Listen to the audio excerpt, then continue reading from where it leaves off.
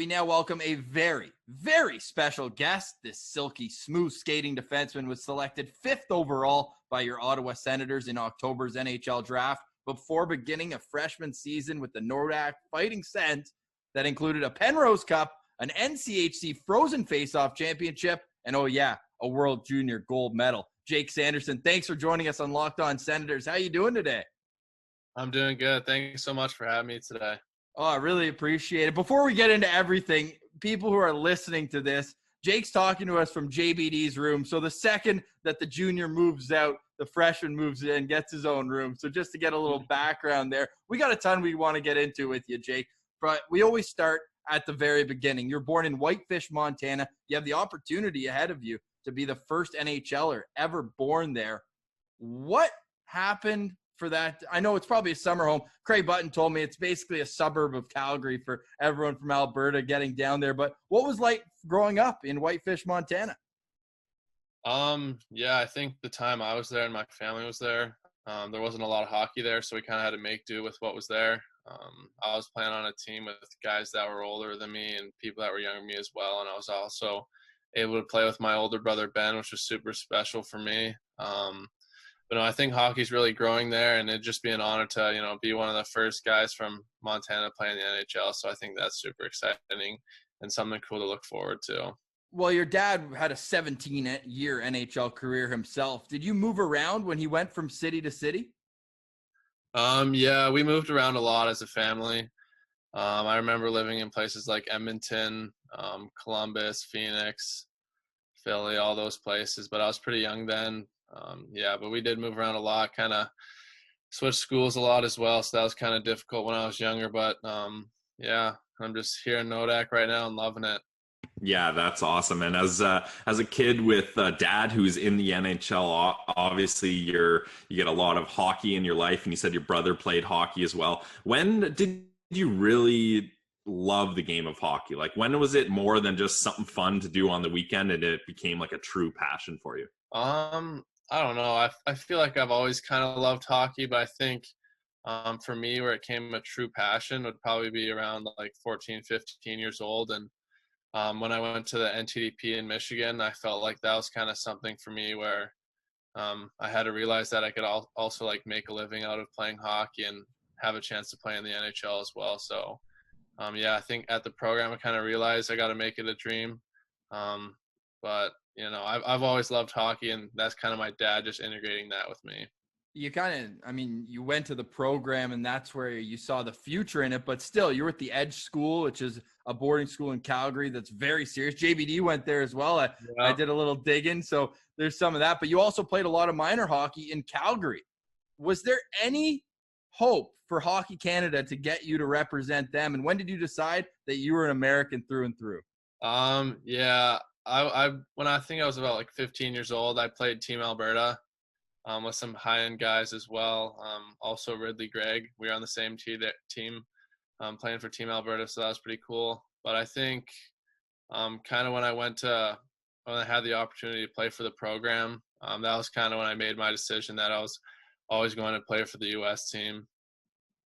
So when you went to the program, you're named captain right away. How do they decide on who's going to be the leader that quick, when I'm assuming it's all guys coming from all over the country?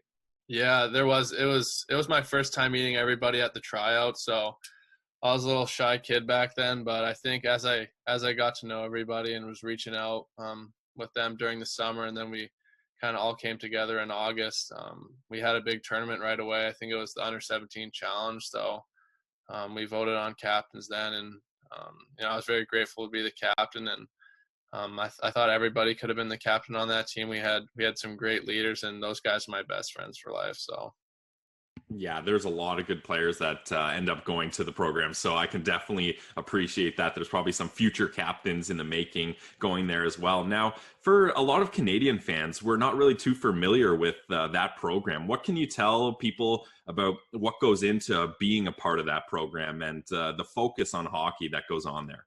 Yeah, I mean, just being at the tryout was it was a shock. I didn't realize that it was such a big deal. Like, kids were 15 years old and they would die to play on that team. And obviously I was really lucky enough to to get a spot on that team. And it felt like it was just an opportunity for me that I couldn't turn down. So no, but the 2 years there, it was unreal. I don't want to sugarcoat it all though, but it was very hard 2 years. Just grinding in the gym and 2-hour practices every day, and just the travel and even the school on top of that. But it was a grueling 2 years, but it's something, I'd never take away from myself. And I have friendships that last for a lifetime, and my coaches there are kind of like second dads to me, and I love them, and I've learned so much from them, and I'm very grateful for that. Well, one of those friends you now play with at Nodak, what was your first impression of the K-Train, Tyler Clevin, seeing him at the program? Yeah, I remember I think we were on our way to the top 40 camp, and I saw him in the airport, and I realized that was him, and we were both going to North Dakota in a couple years. So I introduced myself to him, and that's when the friendship started in the airport.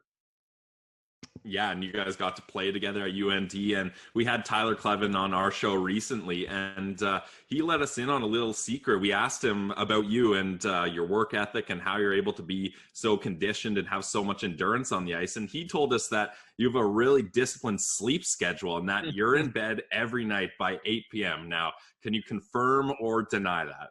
Oh, that's funny. I knew he was going to say that. No, it's about 8:30 actually. Okay, so you stay up a little later. You get a little rowdy past 8 p.m. Yeah, no, but I'm somebody that's kind of just being from the family that I was. My mom did a really good job of just make sure we're always rested, and sleep's a very important part of your life. And we have workouts and all of our practice pretty early in the morning here at North Dakota, so I just try to put myself in the best position I can to succeed the next day. Anyone listening, that's the kind of discipline that gets you picked in the top 5 of the NHL draft. And it's a perfect segue into that. And of course, a year like none other, a draft like none other. Take us through your setup. We saw you at the Ralph. It must have been nice. I saw the teammates were in the other box all cheering you on. Didn't have to wait long to hear your name either. Take us through that whole experience. Yeah, it was an unreal night just to have both my parents there, and my older brother Ben was able to go. Unfortunately, my little brother wasn't able to come just because he was in Canada at the time and he was doing school. But I knew he was watching the draft with his buddies back home. But it was a blast. Just everybody at the rink did a great job. Our coach just allowing me to do it at the rink, and me and Tyler having it at the rink was super cool. And just having the guys cheer us on and be super proud of us. It was definitely something I'll never forget. Yeah, and it was a weird year, but I think like that gave cool opportunities, because otherwise you would have been at the draft day in Montreal, so you wouldn't have had that chance to do it at the Ralph and have everybody there. So I think that's definitely a cool part of it. Now, when you're a highly touted prospect, there's a lot of teams interested in you. Did you know the Sens were going to draft you, or did you have a good feeling, or were you still kind of waiting around and not sure? Obviously at the start when the lottery wasn't out, I wasn't really sure what team was going to take me, but some teams show a little bit more interest than others. Once the lottery came out and everybody had their picks, I think teams kind of started narrowing down on players, and I was interviewing with more teams than others. And Ottawa was actually my first, and I'm pretty sure they were my last interview too. So I don't know if that means anything, but no, I'm very grateful to be a part of their organization and super pumped for the future. Who do you speak to most from the organization? Is it Jesse Winchester, one of the development guys that keeps tabs on you most? Yeah, Jesse and Sean Donovan and Rob Moulin, just the trainer there. They do a great job with all of our guys here, and they're always texting us, calling us, just checking in, and they're great guys, and I felt like I've built a great relationship with them. Yeah, two definitely great guys. We've had Sean Donovan on the show. And now what about teammates, like guys who are playing on the Senators? Have you been in touch with guys that are on the team already? Have people reached out to you, or what's kind of the connection there? Well, you can't say JBD and Shane Pinto either. Yeah. We'll cross those two off.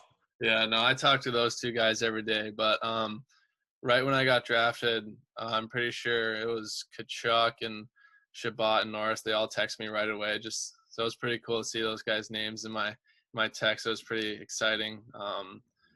Yeah, they've reached out throughout the season. Obviously, the American guys on their team, they were super pumped when we won gold at the World Juniors. They're texting me and they're all fired up. Brady also reached out to me as well just after the season. He was just asking if I needed any help or guidance for my decision. So, I'm very excited to meet those guys in person, and they'll be great leaders down the road for us. Yeah, especially not being able to have a development camp. Usually it's the draft, and then you go right to the city, and you get to meet everybody, see the arena, the Sensplex, and all that. But that day's coming, Jake, for sure. I want to mention, though, this might be the coolest subplot from the draft, because not only do the Sens take you, but you already referenced Ridley Gregg, and it was exactly 30 years after the Hartford Whalers took both Jeff Sanderson, your dad, and Mark Gregg, Ridley's, in the same draft. Like, that to me is wild. What kind of relationship did you have growing up with Ridley, if any?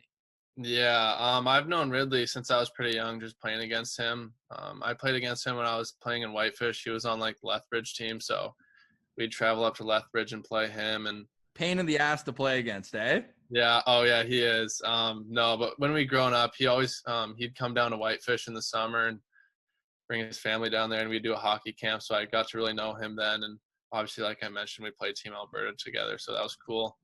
I think we got really close right when we got drafted together. When they said Ridley's name, my dad was going crazy just because, what are the odds that happens? But I think it's pretty cool. What would your scouting report be on Ridley?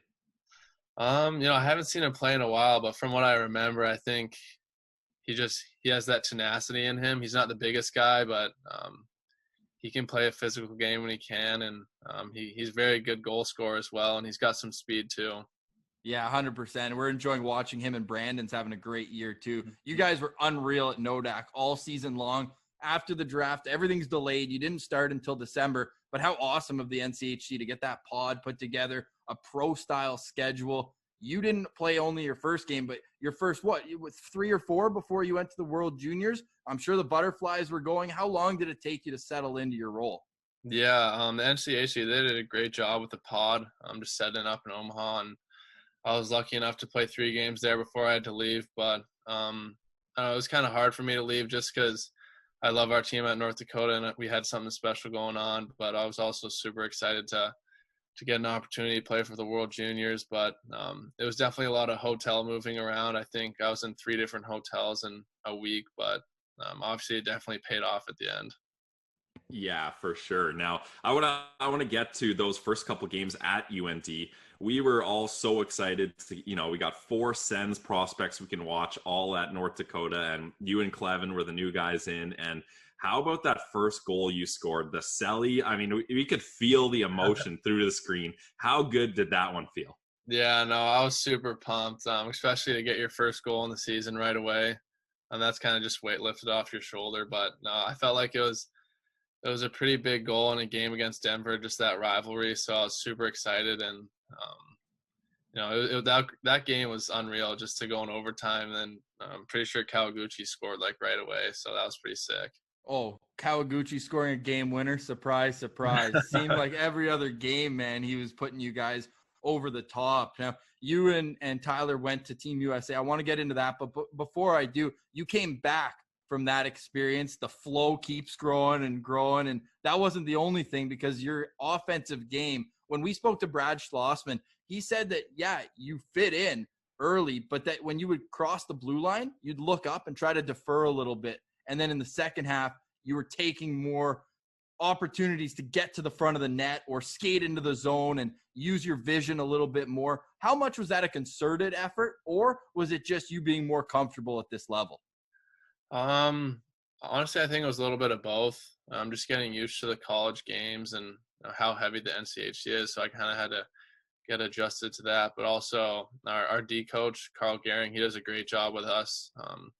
After practice, we always work on like evasive moves in the blue line and just being confident with your moves, getting the reps in practice. So when game time comes, it's auto. Yeah, so you only had a couple games at UND before you get shuttled off to join Team USA for the World Junior Championships. Now, you got one hell of an experience getting to go all the way and win a gold medal. What are some of the biggest things you took away from that experience? I think obviously there's like, you gotta just live in the moment. And it was kind of something that's probably not going to happen again, or let's hope. Just the the bubble in Edmonton, and it was a grind in the hotel, but obviously it paid off at the end. And I think we had team stuff too, like in the tournament. Kind of one of our mottos was play your best when it matters the most.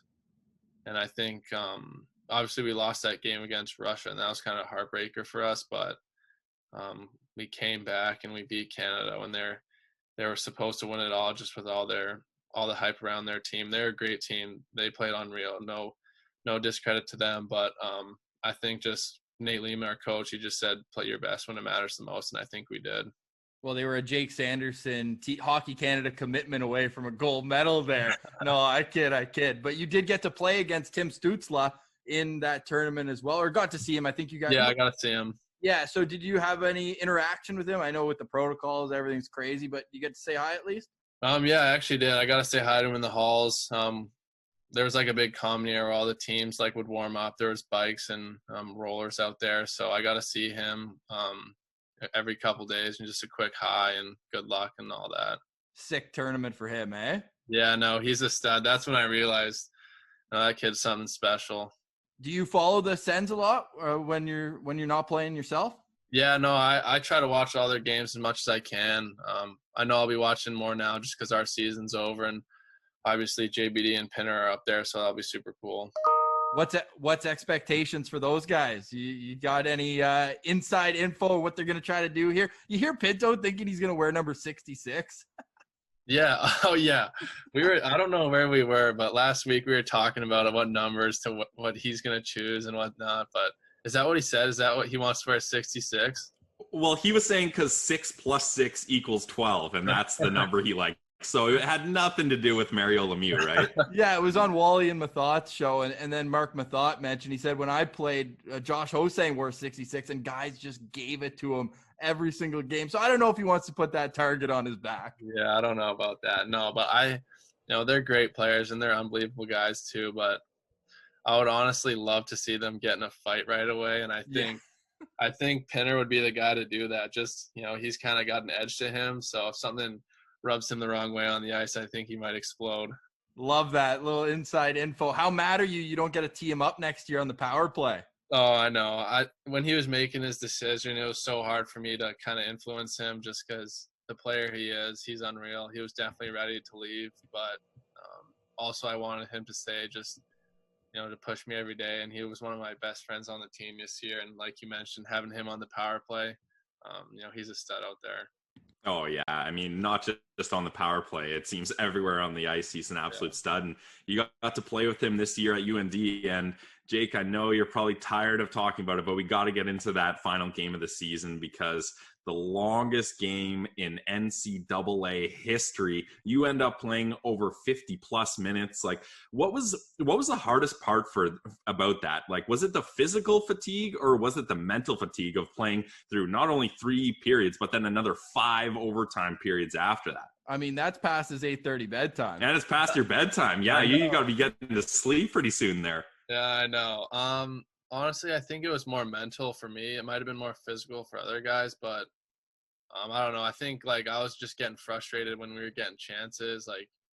Myself, I felt like I got 4 grade A chances, and I was just inches away from ending the game. So I was getting a little bit mentally frustrated, but also had to keep my cool at the same time. But that game was super special, and it's something I'll never forget for 2 reasons, just the memories, but also kind of keep that chip on our shoulder and always remember that game. And what about in the 4th overtime intermission? The other team had to make a goalie switch in the 4th overtime. What's the mood like? Are guys just exhausted? How are you guys feeling?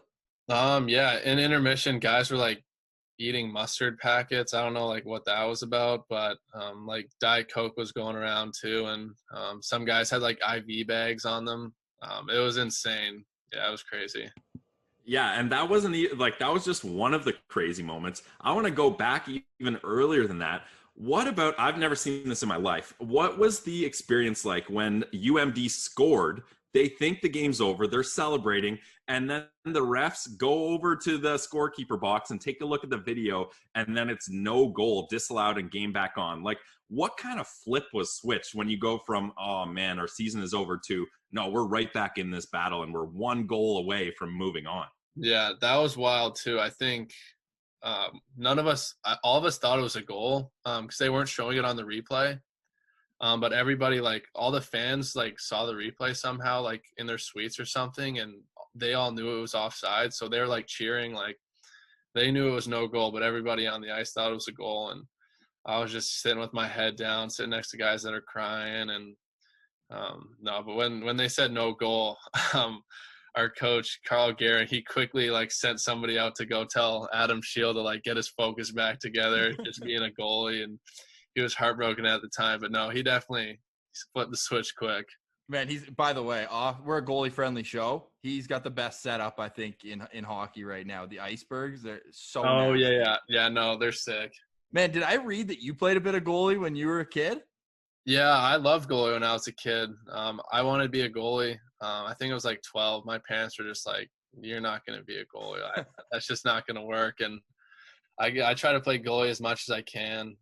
Last summer we have summer skates here, just captain skates, and we were kind of just fooling around one day. And actually, Tyler Clevin and we strapped on the pads and we went out there for a couple hours.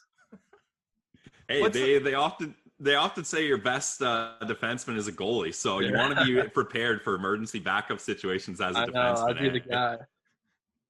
Yeah, exactly. So, hey, well, it's a good thing you didn't end up going into a goaltending career because you turned into a great defenseman otherwise. And you had an opportunity where you had to make a decision this year, and you decided that you wanted to go back to UND for another season. What were some of the main reasons you chose that, and what is it about UND that just makes it so special?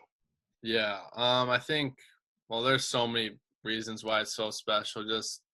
I think the main thing for me was the coaching staff. They're unreal. I felt like I got better every single day, and they're so personal as well. Like if you have a problem off the ice, you're always allowed to talk to them. And I just felt like I felt like I had more to give here, and obviously get one more shot at winning a national championship. And yeah, I think, but the personal decision for me, I think just one more year to physically and mentally develop. The NHL is a heavy league and you're playing against men. So I got to put some more weight on, get a little bit bigger, and hopefully have a leadership role in the team next year too. Definitely, because JBD had an A. He's moved on. Kawaguchi, your captain, signed a pro deal in Dallas. So it's you and Jasper Weatherby had an A, so he'll be back as well. And I saw you guys are doing some things in the transfer portal. So as I think it was Christian Wolanin we saw on Twitter, Nodak doesn't rebuild, they reload. And we expect that next season that you guys will be right in the mix again. What was the biggest hit you saw Tyler Clevin ever throw? I mean, playing with him for 3 years, I'm sure there's a few. Yeah, I'm trying to think. Because I saw Nodak, you guys put out a video of your season, and I think it was like the 20-second mark. There's like a 10-second montage of him just laying bodies out. Yeah, no, he definitely laid some guys out this year, that's for sure. I think the biggest hit I've seen of him was like 4 years ago. I wasn't watching, but I saw a video of it, and it was at like a natty camp for USA Hockey, and must have been like 16, 15 at the time, and he actually like laid out. It was Dylan Peterson and soon to become NTDP teammates. So no, that was at natty camp, and I think like Peterson got knocked out actually, and it was a huge hit. I'm sure you could like find it somewhere, but that's probably the biggest hit I've seen. Yeah, like he's definitely known for his hitting, and we've seen a bunch of big hits for him. He's making a lot of friends and enemies each game. But another thing, like that's the part of his game we knew about. A lot of scouts and people were skeptical about his offensive side of his game, but it didn't look like he had offensive struggles to us at UND. Like, what are some of the things that he's worked on and you've seen him really improve on from an offensive standpoint since you've been playing with him for quite a while now?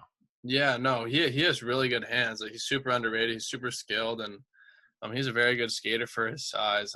He's definitely got a lot more to show, and I think next year that's kind of his opportunity to shine.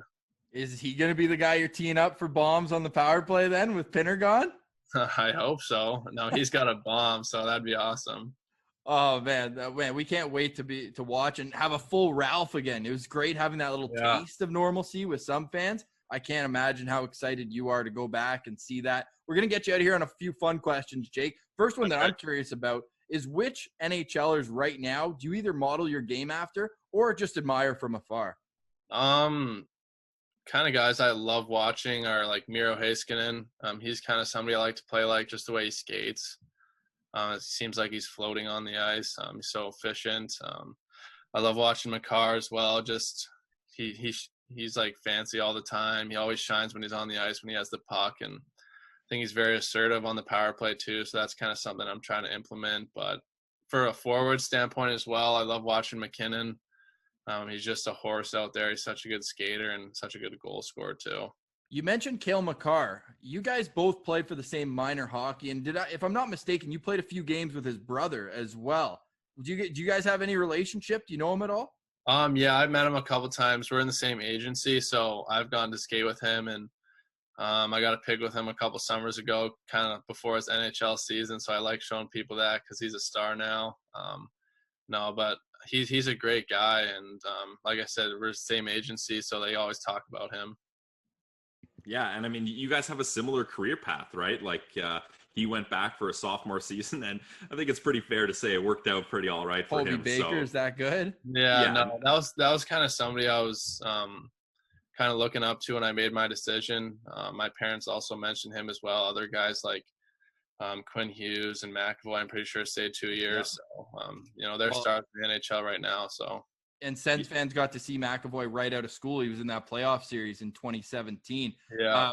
Already talked about Pinto and JBD making their debuts. And if you've been in touch with any Senators, who's the favorite one of your dad's teammates when you were a little rugrat running around? Any of those guys make a major impact on you?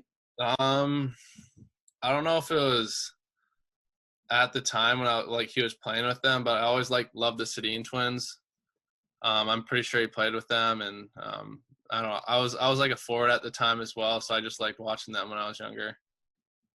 Yeah, that's, I mean, they're amazing to watch, and especially if you get to see them up close. Now, final question for me, Jake, and I'm always so jealous of the guys that have dads in the NHL, what that's like being a kid. What are some of the favorite memories you have? Like, not meeting some of the players, but, did you get to go in the dressing rooms? Did you get to go on the ice for practice, or kind of the behind-the-scenes stuff that as a kid of NHL dad, you got to experience? Yeah, I don't remember a ton of it just because I was younger, but I remember in Philly or Arizona, I'm pretty sure they have a rink layout, like a mat on their floor in the dressing room. So I'd always go in there and play mini sticks on it. And something I always remember too in Edmonton was I was really young. I don't know how I remember this, but they have the sliding doors that open up of the Oilers logo. So I always remember that when I was younger. Yeah, all the cups are right behind it too. I think. Yeah. That's a huge setup. Awesome. I'm going to get you out here on this story, Jake, because I had one experience with your father in warm-ups. He was in Ottawa. So this would have been the year you were born, give or take a year, because it was with Columbus. I remember it was him and Kevin Dineen on the same team. And I went up, and all I wanted was a puck. And he picks up the puck. He wouldn't give it to me unless I gave him a French fry. And this is a 10-year-old, man. He's like this, hand it over, man. So I gave your dad a French fry. He gave me a puck, and that stuck with me for a long time. So, hey, it just shows it's all in the genes, man. That's hilarious. Man, you're going to make that kind of impact one day, we're sure, in Ottawa as well. We can't wait to see you, whether it's at development camp or next year, killing it with North Dakota. Jake Sanderson, pleasure getting to meet you, introduce you to Sens fans in a way as well. Thanks so much for joining the show today. Yeah, thank you guys so much. That was awesome.